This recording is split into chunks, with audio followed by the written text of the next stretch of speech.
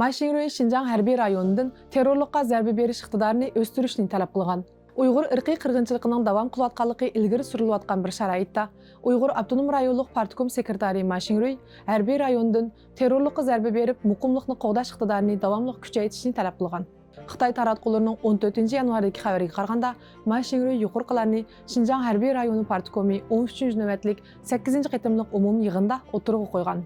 U hərbiy rayonning Şinjanning jamiyat muqimligi va uzun muddatlik amilligi uchun muhim to'kib qo'shishni talab qilgan.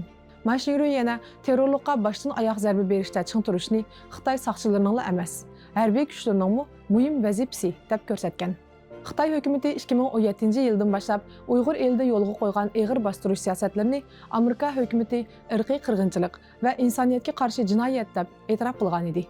Amerika Tashqi ishlar ministrligining 2024 yillik kishilik huquq yillik dokladida Uyg'ur qirg'inchiligining davomlashayotganligi alohida ta'kidlangan. Shundaq bir vaziyatda Maşinroyning o'tgan bir qancha kun ichida Qashqardagi JX organlari bilan Şinjan harbiy rayoniga berib maxsus muqimlik haqida ko'rsatma berishi yuqori besimliq bostirishning izchil davom qilayotganligidan darak bermoqda.